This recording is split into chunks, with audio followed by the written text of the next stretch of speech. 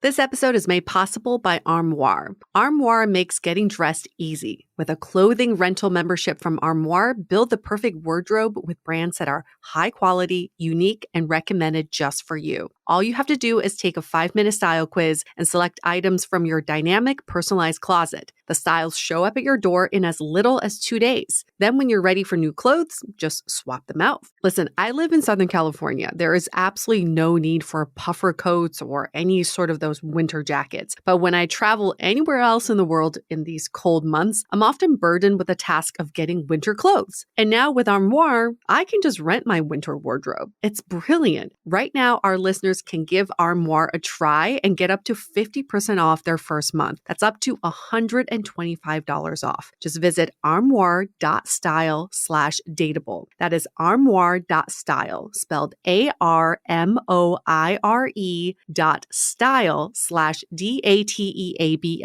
to get up to 50% off your first month and never worry about what to wear again. Try Armoire today.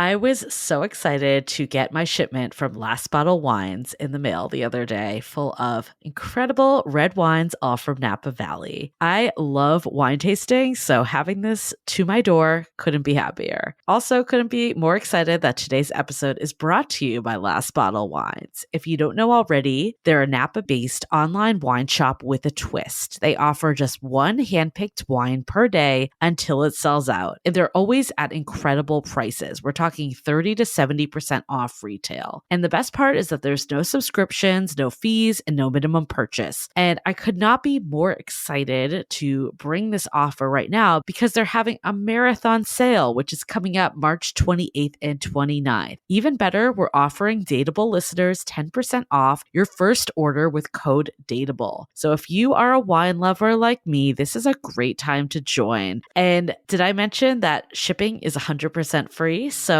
what are you waiting for? Mark your calendar for March 28th and 29th, or get on it earlier if you want. You can sign up at lastbottlewines.com and use code DATEABLE and find out why Last Bottle is the most fun way to discover and buy amazing wine. The Dateable podcast features real stories from real people of how they make modern dating work, or not. I'm your host, Yue, former dating coach turned dating insider, if you will. On each episode, you'll hear commentary from my producer, Julie Kraftchick, and other surprise co-hosts. This episode of Dateable is brought to you by 500 Brunches. 500 Brunches connects like-minded people with similar interests to meet in real life over brunch. You answer a quick questionnaire about your interests and how you spend your time, and then they'll match you in small groups of 6 to 8 at a brunch spot in San Francisco. Get a free entry into a brunch now by signing up at 500brunches.com and using the code DATEABLE. Hey everyone, welcome to another episode of Dateable, a show all about modern dating. Today our guest, his name is Mark Greene, and he's here to talk about men and masculinity. We saw him on this panel about changing faces of masculinity, a conversation about what it means to be a man today. So, hi, Mark. Howdy. Hi, nice to have you with us. Coming to us from New York. So we have sort of a time difference here, but thank you for taking the time out to talk with us. I'm going to give a quick bio about who you are. Mark is an executive editor for the Good Men Project, and his articles have received over 250,000 Facebook shares and 10 million page views. Mark writes and speaks on culture, society, family, and fatherhood, affirming changes emerging from the modern masculinity movement. Mark writes and speaks on men's issues for the Good Men Project, the Shiver Report, the New York Times, Salon, and BBC, and the Huffington Post. In addition, he's published 2 books, Remaking Manhood and his most recent, The Relational Book for Parenting. Oh, that's a lot. So, give us a kind of a background about yourself. First of all, you are married. How did you get involved in this Good Men Project? Sure. Well, it's funny. I'm here. I have a book on manhood and a book on parenting, and somewhere in the middle, I think there's probably dating hiding in there somewhere. The Good Men Project itself. A long time ago, after my son was born, I began writing about parenting. I was part of that wave of dad bloggers, right? Stay-at-home dads.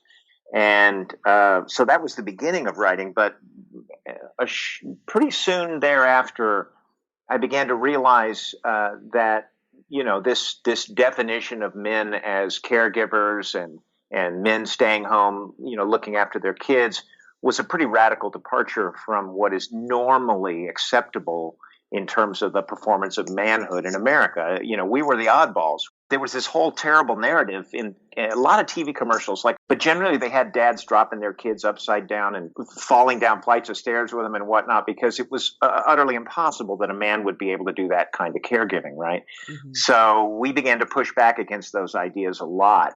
That was the beginning of sort of a growing awareness of how men are defined in our culture and what we are considered to be allowed to do as real men, and what tasks or ways of being in relationship with others we're considered not allowed to do.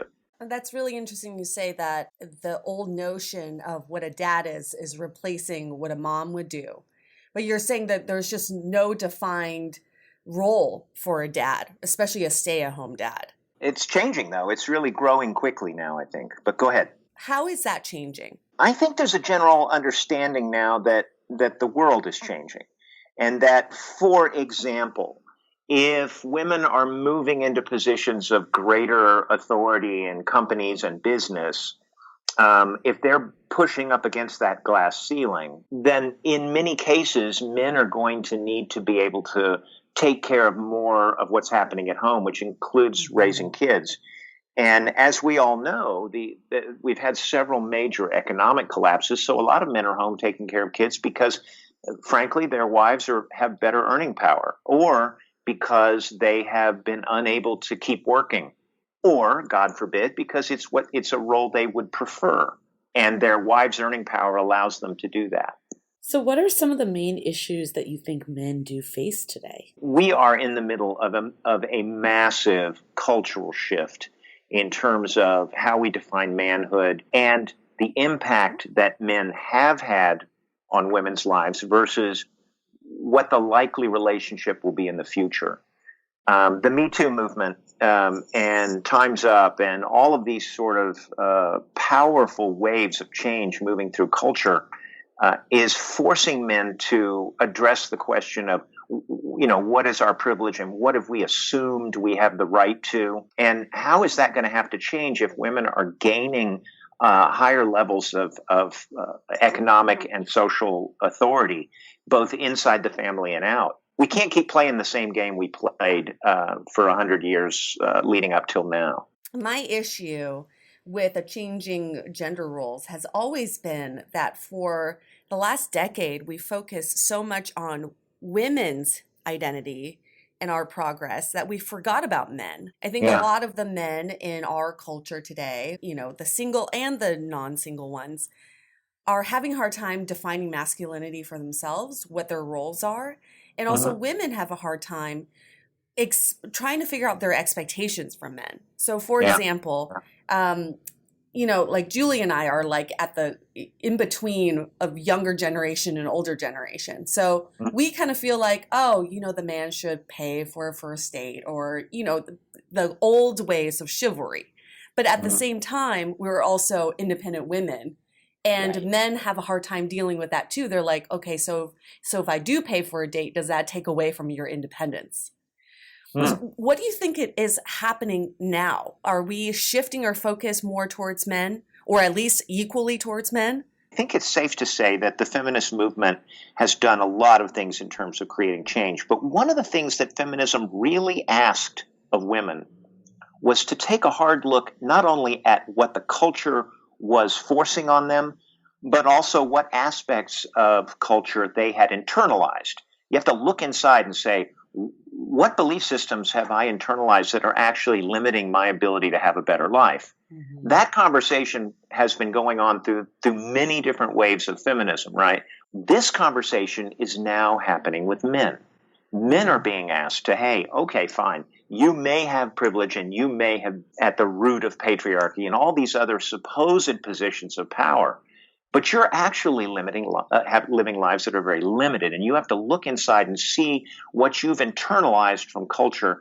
There's a thing called the man box, and basically it's a set of rules and the first rule of the man box is men are not allowed to express emotionally. Another one is that men are always providers, not caregivers. Men are all into sports, and that's what they talk about. Men are limited in many different ways by these sort of cultural rules of being a real man, which are limiting our ability to connect with other men, to connect in relationships, to live fully connected relationships in our lives. Mm-hmm. And that single issue, I don't know if you're aware, but the AARP did a study in 2010, and what they discovered was that 1 in 3 Americans age 45 and older are chronically lonely. We have these rules for performing gender in our culture that are breaking down. Clearly they are, especially among young people. But we still have this epidemic of isolation, and it is because men perform the man box rules of manhood. Mm-hmm. And when we break away from that, when we say, no, I want richer, more connected relationships, that starts to shift for us. But it's very difficult for men, I think age 30 and older, to really become mindful of the cultural controls that are on them. Do you think it's a problem because they also feel like there's a level of expectations that they can't meet? Absolutely. Men are and economically, we know that a lot of the ways which men traditionally were able to earn a living are going away. And that would be blue collar, that would be industry, manufacturing, all that stuff. Accordingly, if you define yourself as a provider and as a leader and as always being certain and being stoic, and you lose that economic self-definition, you're out of work, you're not generating revenue, you don't suddenly magically shift to caregiving or providing support at home as a way to create your identity. Right. Your identity is faltering badly in those moments. And it's because we don't have a circle of relationships we can rely on to process those kinds of challenges. Men don't have ways to connect and process things like divorce, illness, loss of employment. All those major crises are going to hit us at some point in our lives. And if we don't create a robust set of connections in our lives to help us, community has always been the way that we've processed challenges. But American culture particularly is so focused on this idea of it's not a valid accomplishment unless I do it alone, do it by myself, do it on my own. Yep. That culture of individualism is all part of this man box narrative, right, for men. Yeah. So when women date men, when men date women, we don't come at this from an authentic relational space where in the back and forth of relating, we co-design a relationship. We come at it from our roles, right? Yeah, a man's role and a woman's role. And those roles butt up against a whole new set of expectations we have about what our culture really is becoming. Yeah. And it's a collision right there. We've seen from women's perspective that they still are very conscious of what a male does for a living because they want to make sure that they can be this person that does support and provide. Even in modern times, like that hasn't fully gone away. And I think we've also seen a lot of men not wanting to necessarily commit and be in a full long-term relationship until they have their career in a place that they feel good about, because then they can't live up to that role. Right. It's fascinating. We've had a whole evolution of thinking about the work that gets done in the home as being valid work, as being challenging, difficult. I mean, you want to do hard work, raise a kid. It's meaningful, but it's challenging. And we've had this whole thing where we're trying to say, look, the work that women do in the home is incredibly valuable. If you put a dollar figure on it, it would be, $80,000 a year, however you want to value it. But you put a man in that role, and we haven't had that conversation. What does it mean when a man does all that work in the home, right? I mean, God forbid we should even consider that. And I don't think many people really date with the idea that the person sitting across from them is going to take care of all of that. Maybe men look at women that way still a little, although I doubt it. Yep. But God forbid that a man should be looked at as, oh, well, he can do all of that and support me. There's a fascinating phenomenon that takes place. It's called retrograde expectations. And what it is, I wrote an article about this a while back, but there was a woman who made that sort of agreement with her husband. She was a very high paid executive, and he began to take care of the kids and do the homework. And what she discovered as that process went forward is she began to resent him for it. We have this difficulty squaring up what our intellect tells us about what we want to create in terms of our relationships, and then what this sort of retrograde conditioning, all these things we've internalized that we haven't really processed fully, begin to raise their heads in ugly ways when we break the rules of the roles we're expected to play. So one thing that worries me a little bit, Mark, is that if you look at suicide rates of males around the world, they're going up. And also, if you look at a lot of these shootings that happen, it's always the male that's, that's doing this. Take us inside the male psyche in modern times. What is driving men to feel, one, lonely, because I do hear this quite a bit, and two, this sort of like frustration from not having a community that they can express their feelings with? We talk a lot about this idea of emotional expression, or learning to connect in relational ways, right? Which in the work that my wife and I are doing, the books that we're writing, we're talking about the fact that boys and men as early as age 4 are trained away from their emotional acuity and their ability to connect. There's a book by Judy Chu called When Boys Become Boys. In the population that Judy Chu looked at, which is kids in preschool, she was embedded in a classroom for 2 years. And, for example, she had a little boy who's 4 years old come up to her and say, Ms. Chu, I just want you to know I'm friends with all the girls, but don't tell any of the boys in my group, because if you do, they'll kick me out of the group and I won't have a group. Oh. Now, the issue here is not that, gee, it's sad he couldn't be friends with the girls, although that is.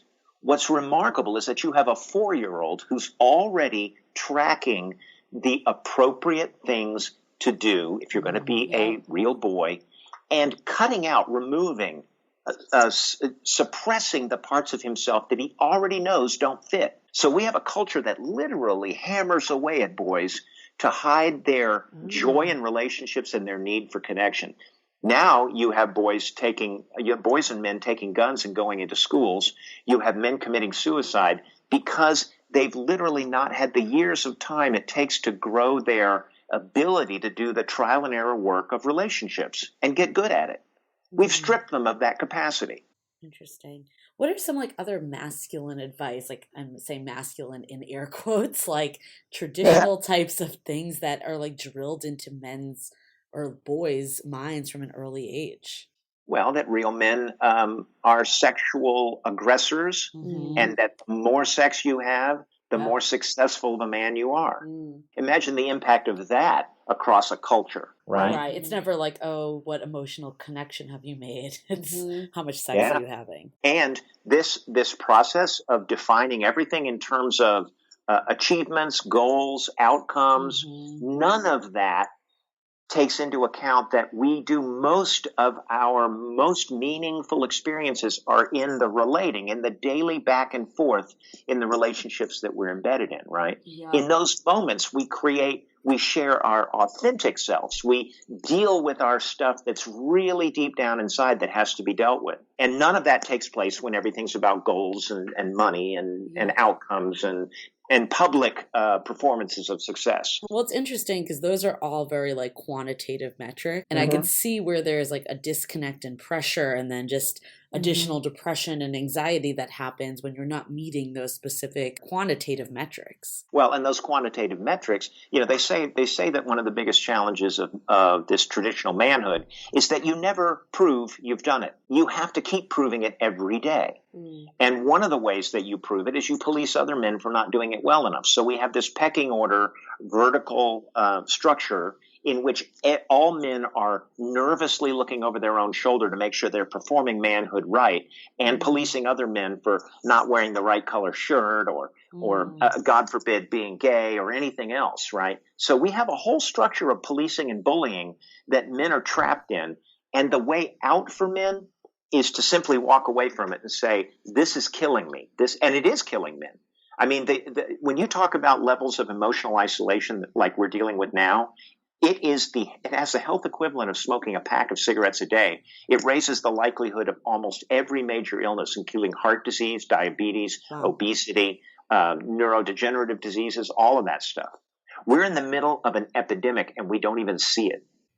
I see the epidemic just from our own dating lives. Also, too, like drug and alcohol usage is more common among men as well. So that's like an outlet for not being able to deal with feelings too. Yeah. How would most men learn how to date? How do men learn how to date? Mm-hmm. I would say men are given their first understanding of gender politics in those little policing moments when they're 4, 5, 6, 7, 8, when pre-puberty, when they're going through this construction of what girls and boys are. I think that when you talk about things like patriarchy, which I define as the sort of man box rules, the idea that men have to do this a certain way, we need to own the fact that many, many women have internalized that as well about men, and they demand that men perform masculinity in that way. Absolutely. And if you want to, I mean, I don't know how many women can handle the process by which a man would begin to talk about his real internal world, his real emotional, his hidden emotional side, because that can be really challenging to watch and can take a long time to complete. And often when they begin to express emotionally, that can look like a lack of certainty, a lack of dependability, when in fact it's the road to greater certainty and greater dependability. So they've been drilled in from an early age that women won't like them if they disclose that, or because they won't feel like they're confident and certain. Is that what you're saying, or am I misinterpreting that? Well, I'll tell you something a lot of men have said to me. They have said women like to see some emotional expression, but not too much. So they're getting direct feedback, right? That, hey, that's enough of that. Just like someone that's like assertive and confident is always something that women will say that they're looking for in a man. Right. Well, that's a performance of confidence. Real confidence is being able to express authentically. Yep. So what do we do about this? I'm sure this is $1 million question, but one of our past guests said one of the biggest issues with modern dating is that men have become softer and the women have become harder. What do you think about that statement? All that is code language for women have begun standing up for themselves. Yeah. That's all that is. Women have a multitude of reasons to become toughened up, become harder. And not the least of which is, I don't think it's a safe world for women, either in dating and the expectations of dating. Men haven't made it easy for women to feel trust. We've made them have to go through a bunch of really high level security checks with a guy before they will trust him. Yeah. And that's understandable. Men are probably carrying similar energy about women. One thing that I can tell you that we can do, and there's this narrative out there that men have to choose between their friends or their girlfriend. And I think it's very important that women understand that men need to be embedded in a group of relationships beyond their primary romantic relationship, or they will not be healthy. And there's science backing this stuff up. So one of the things that's important is to understand that group of guys that your significant other may be hanging out with are important to his well-being. Now, those relationships can be lousy, and that's not helpful. They can be sexist. They can be a bunch of bad things. But ideally, you want to make sure that your partner is embedded in a number of positive relationships in his peer group, just like you are in yours. That's one thing that we can do that isn't like, okay, we got to shift the whole planet on its axis, right? I mean, probably my other thought of things that we could do is obviously from a younger age start. We have a lot of parents that listen to this podcast. So it's like something... we have a book called The Relational Book for Parenting, and the entire book is based on the idea that we can begin to grow our children's, daughters and sons, ability to form meaningful relationships. And all we have to do is introduce the ideas of how that can work and give them the time to do the trial and error work to get there. If you want to see some of the Relational Book for Parenting content, you can go to thinkplaypartners.com. And we have a video there, and we have some pages from the book. My co-author, Dr. Salih Hababa, is a couple and family therapist. We have a lot of really good information in there about how to grow these capacities in our sons and daughters. Awesome. So I hear from you a lot of like they need other relationships. They need to expand their circles. What about some of the other like man box stereotypes of like men should be the provider? Well, one of the things that it's important to understand about my position on the man box, traditional manhood, which is to be a provider, to be strong, to be certain, to maybe be emotionally stoic, none of those aspects of manhood are in and of themselves problematic. When you talk about the man box, you're not talking about those aspects of manhood. You're talking about the enforcement of them. Right. That all men have to behave that way. Yep. If we can take our definition of manhood and open it wide up so that all different versions, all different masculinities are equally valued, then those will exist to the degree that is natural and normative for them in a population of men. But we will get much wider ranging versions of manhood. And I think that's a way to solve this problem where women and men aren't matching up, because you have a wide range of performances of womanhood, right? There's no limitation to that. Tomboys are considered A-OK, right? You can do this wide range of versions, but men are in this narrow track. And if we open it up, I think there's a better chance that men and women will have in the population will meet up with someone who matches up with them. So I agree that women definitely have a larger range, but there's still like a notion that women should behave a certain way or be feminine. Absolutely. But a rebel woman, I think, is more respected. A woman who's breaking out of those rules. I have a thing that I refer to as the Hallmark card of expression rule for women, and I've written about this. Women are allowed to show more emotions, exactly, but there are some emotions they are not allowed to show. One is to be aggressive. For a man to be aggressive in business, he's successful. For a woman to be aggressive in business, she's got something wrong with her. Right. But additionally, they're not allowed to show grief or rage or any of these other emotions which are common to us as human beings, and which, when you suppress them, it's highly problematic. So I didn't mean to imply that women have a free pass on expression. They don't. But it's probably something that needs to just evolve with both genders. But one thing that does happen, and going back to this notion of men have become softer, women have become harder, is that for a lot of women, men have become obsolete in some ways. If you think about it, women's earning powers, the traditional definition of men, certainly. Right. Because we are able to have kids on our own. We can support ourselves. We can hire nannies to take care of the kids.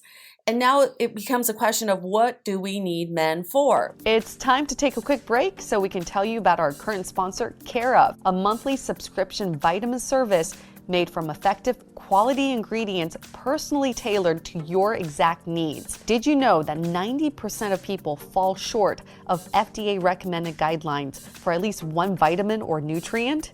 Care of made it super easy and fun to figure out what vitamins and supplements you need simply by taking a short quiz on their website. The recommendations are based on clinical research and traditional medicine with input from doctors and nutrients, so no BSing there. My results showed that I needed a boost in my energy, and that's exactly what I got. So I received a 30-day supply shipped right to my door, and all the vitamins and supplements were individually wrapped, which was super convenient.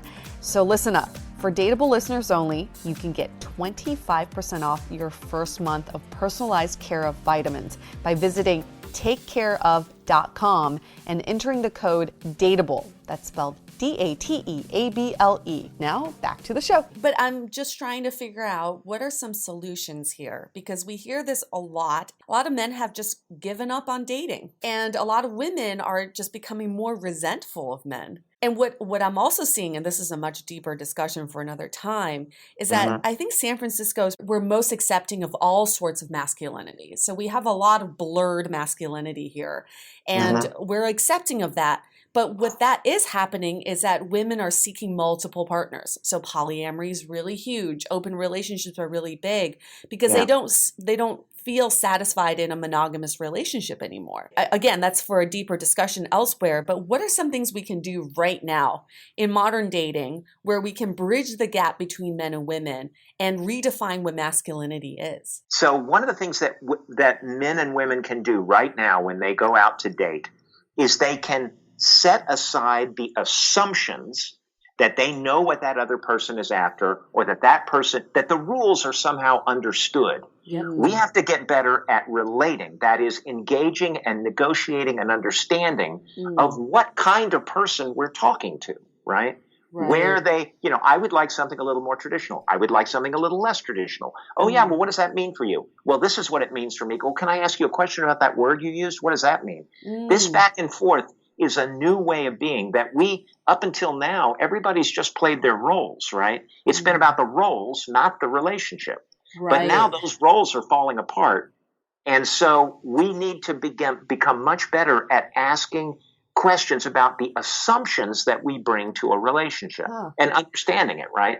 I actually think this is a positive for our time as well, because like historically, because of gender roles, women were just marrying for someone to be a provider for them. And now people are marrying for love or like actual relationship, like you're saying, and like having that person that they can relate to. And I totally see where you're saying that some men, not all men, are having trouble actually getting to that level of relating. And some women are also having trouble kind of getting to the point where they want more than just what they've been told in the past. Well, we don't relate anymore. I feel like on dates, we're constantly, trying to do this like me versus you kind of mentality where we're not trying to, like you're saying, Mark, it's not about what are you like as a man, but what are you like as a person?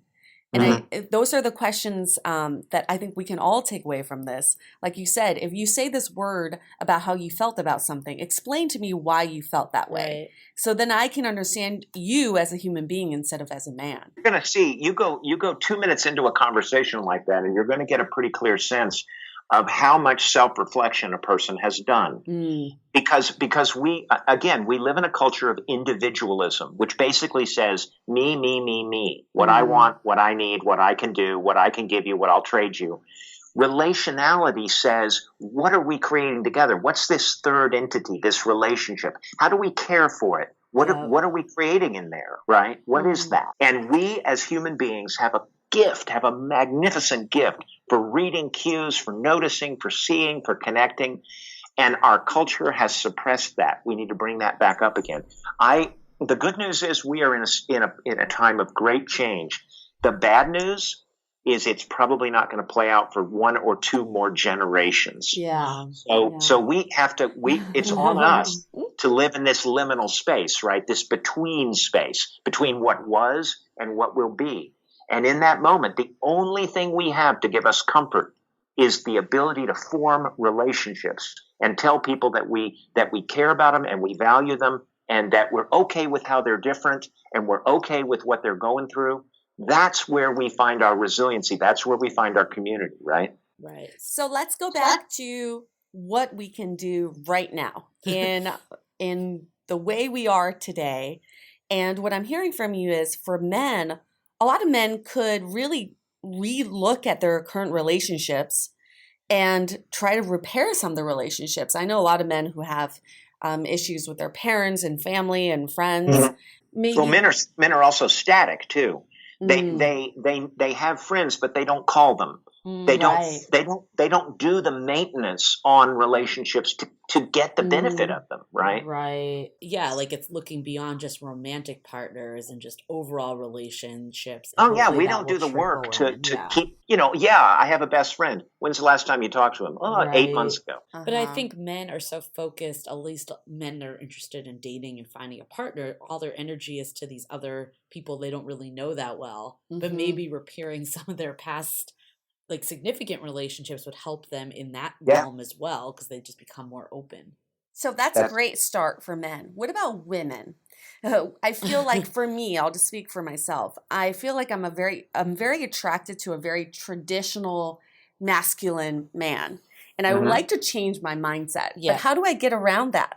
I think that you can have those aspects in a man. My suggestion would be to seek a man who is that and more. We talk about this idea of opening up our definition of manhood so that there's a multiplicity of masculinities. I mean, you're going to have to make your own choice in terms of how traditional is for you. Right. But I assure you that there are multitudes of human beings in each of us, multitudes of versions of ourselves. It's possible to have the both and to ask that of the people that we're with, right? So I agree, on an ideal world, it would be to have this everyone that can do anything. But I think the other side of it, and I've had friends that have gone through this as well, is like really thinking about like what you want in a relationship and a partner. And yeah, like you want someone that can provide for you, but is that the most important thing? Like, is having them be like someone that could be a great father one day be as important, or if not more important, especially if you're financially stable in yourself? So maybe it's taking a look at all of the different aspects of what you're looking for and coming down with like the most important ones, and then being flexible on some of the more traditional aspects that maybe not deal breakers. You know what's interesting about what you just said is it suggests that we can know what we want. I would also suggest to you that one of the things that you should look for in a prospective partner is a willingness to design and redesign on a regular basis who we are and what we're becoming, right? Yeah. Because we don't know what circumstances will happen. Yeah, I'm a stable provider. Wait a minute, now I'm not. Right. Something just happened, right? And so really it's this ability and this willingness to look at variables and to see that we as individuals, not only weekly or monthly, but maybe even daily, are changing and are being changed by this relationship we're in with this other person. And we need to be mindful of that we can grow that side of ourselves, to negotiate, to connect, to understand, to communicate, and co-create something new. But Mark, as you know, with modern dating, online dating, it's a huge aspect of it. And what happens now on first dates is people are sort of like sizing each other up, and then they don't give each other enough time to even explore these other dimensions of who someone is. So what's some advice you can give to people who are heavily online dating, but also looking for the right partner? Full disclosure, I met my wife on Match.com. Oh, okay. I made an effort in my personal profile to state very clearly that I was a little bit done with the standard performance of gender, and I wanted to find something different and flexible. And what it attracted was a conversation with someone who wanted to have that conversation. Oh, Yeah. that's So, interesting. so I think it's important to know that what you say in your online profile is going to attract the kind of person that you are, that mirrors your presentation. So seeking a conversation about something new and different may get you one of those. We are all trying to present what we think other people want. And if we don't know what they want, we don't present anything. So I think that's a good way to lead into takeaways. I think the takeaway that I have too is that there is not this one size fits all for men and women. And I think one of the benefits too of where we are in society, that it's not that women need a provider, they need something specific, that you can just start to understand who this person is as a person and build something together, opposed to expect them to fill a box for you. Right. And know and understand that whoever you date, a year later, they're going to be a different person, as are you. Yep. And if you're not having the kinds of conversations that track and grow and revel in that and enjoy that, then you're still going to be talking to someone from a year ago, and the person across from you is going to be different now. My takeaway, I have a few. One of them is this idea of relational way and also creating connections. I think you're so right, Mark, where you say we're also independent and siloed in the way we think, in the way we relate to others. And one of the things we can all do, men and women, is to first just look at the relationships you currently have. How does it define you, and what we can do to strengthen our current relationships? And then I think for women, especially for me, I feel like a lot of times, because online dating is just so prevalent, a lot of times I'm not so aware of how I'm presenting myself, because I just think people are shopping online dating like they do on Amazon. But you're so right. Whatever I have in my profile reflects the person I want to be with. So why not get a little deeper in your profile to attract the person who wants to connect and wants to have a really deep conversation versus someone who just has nothing. And that goes back to not everyone's in one box of a person. There could be men that do want to have that deep connection and conversation, and that's who you're trying to seek out. Well, that's the joy of online dating, too. In my day, you had to walk into a bar and there's 37 people and pick one you're interested in.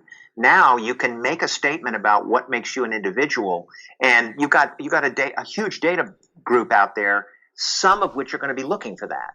And we as individuals have the right to be authentically ourselves. And in that moment, instead of the first risk being saying something at the first date, just take it in your profile and save yourself the trouble, right? Mm-hmm. Right. And I think another takeaway is for men too, to not believe that women just want the stereotype. Like, I mean, personally, my personal experience, like I would so much rather someone that's like vulnerable and open than someone that's necessarily like killing it at sports games all the time and doing all this stuff that's more traditional masculine. Mm-hmm. So I think it's like good for men to not feel ashamed if they're not that way. You just seek out people, and that could be like romantic and non-romantic, that appreciate those values opposed to like scorn them. Mm-hmm. Well, and if men start having more authentic, caring relationships with each other, they'll gain a sense of how rewarding that is. Yeah. And I know for a fact that men, when they're in their peer group, they have thoughts, they have internal feelings and thoughts that they will not share because they're pretty sure they'll be shamed for doing it. Yep. But as soon as one of the other men say, "I've got your back on that," these conversations come flowing out of them. Yeah. But I also think we hear too from women, like one of the major reasons like they're not going on that second date is that they didn't feel a connection. Mm-hmm. And a lot of that isn't just the physical traits or like the traits on paper that they have a good job or all of that. Like it's that they couldn't have that relational conversation. It is in that relational space that we connect. And if we don't go there at all, which is not surprising on a first date, that people would say, "Oh, I'm not going to, But if you can get to some sense of how would we co-design?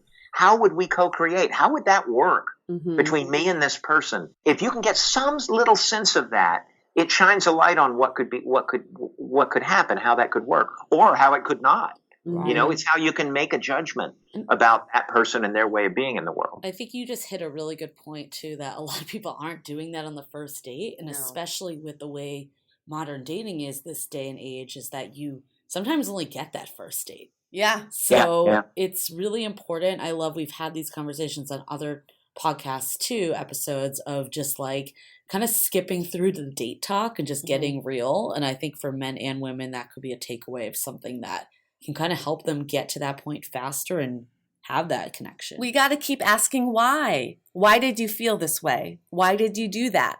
And that's a way to get deeper in a conversation versus just the date resume that we usually have. Oh, on like a first this is date. my job. Yeah. This is yours. This is where I grew up. Yeah. There's a thing called listening with curiosity that we talk about in our book. And it's the idea that we go into a conversation expecting to be surprised and delighted by what we're going to hear.